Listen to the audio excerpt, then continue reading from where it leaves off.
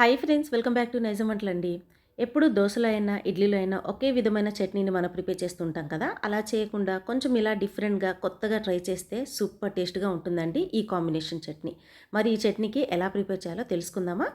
ముందైతే ప్యాన్లో ఒక 2 టేబుల్ స్పూన్ ఆయిల్ తీసుకోవాలి.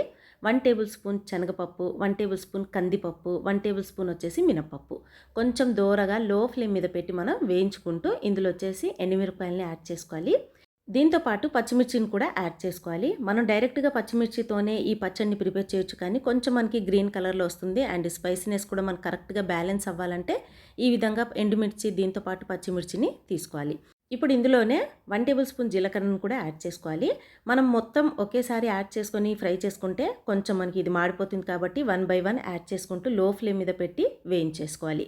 ఇప్పుడు ఏం చేయాలంటే ఇందులో గుప్పెడు పుదీనాను తీసుకోవాలి. దీంతో పాటు గుప్పెడు కొత్తిమీరను కూడా తీసేసుకోవాలి. ఈ విధంగా తీసుకున్న తర్వాత దీన్ని కూడా కొంచెం మనం ఈ విధంగా లో ఫ్లేమ్ మీద పెట్టి వేయించేసేసుకోవాలి.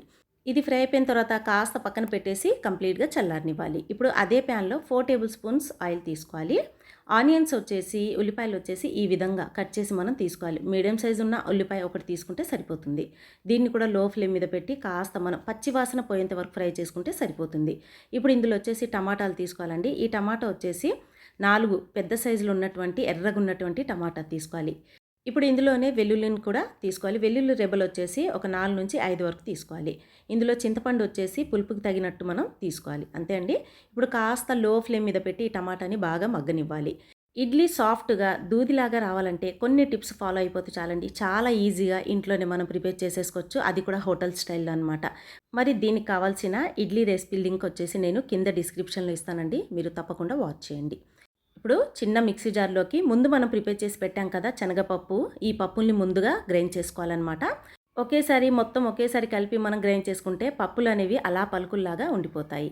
అందుకే ముందుగా పప్పుల్ని గ్రైండ్ చేసుకోవాలి. ఇందులో వచ్చేసి గ్రైండ్ చేసుకునేటప్పుడు ఉప్పు తీసుకోవాలి. దీంతో పాటు వెల్లుల్లి మనం తీసి పెట్టాం కదా, ఈ వెల్లుల్లిని కూడా ఇందులోనే తీసుకొని ఈ విధంగా మెత్తగా గ్రైండ్ చేసేసుకోవాలి. ఇప్పుడు ఇందులోకి టమాటాలను యాడ్ చేసి కొంచెం బరగ్గా గ్రైండ్ చేసుకోవాలి. మరీ మెత్తగా గ్రైండ్ చేయొద్దండి. చట్నీ అనేది టేస్ట్ అనేది ఉండదు. చూసారు కదా, మనకి ఇక్కడ కనిపిస్తుంది కదా, ఈ విధంగా గ్రైండ్ చేసేసుకోవాలి. ఇప్పుడు కాస్త మనం పోపు పెట్టుకున్నాం అనుకోండి, చట్నీకి సూపర్ టేస్ట్ అనేది వస్తుంది. చిన్న ప్యాన్లోకి 4 టేబుల్ స్పూన్ ఆయిల్ తీసుకుని ఇందులో 1 టేబుల్ స్పూన్ జీలకర్ర, 1 టేబుల్ స్పూన్ వచ్చేసి ఆవాలు, దీంతో పాటు కరివేపాకు, ఇందులో వచ్చేసి ఎండుమిరపకాయలు ఈ విధంగా తీసుకున్న తర్వాత లో ఫ్లేమ్ మీద పెట్టి కాస్త మనం ఫ్రై చేసుకున్న తర్వాత ఇందులో చట్నీని యాడ్ చేసేసుకోవాలి. ఇంకోటండి, చట్నీని మనం డైరెక్ట్గా అయినా సర్వ్ చేసుకోవచ్చు. అంటే మనం పోపు పెట్టకుండా అయినా సర్వ్ చేసుకోవచ్చు అనమాట.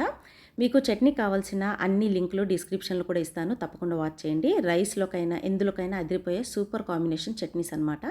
చూసారు కదా ఫ్రెండ్స్, చాలా ఈజీగా సింపుల్గా చేసుకునే డిఫరెంట్గా చేసుకునే చట్నీ అనమాట. చూడండి, మనకి ఇడ్లీ దోశ ఎందులోకైనా సెట్ అయిపోతుంది.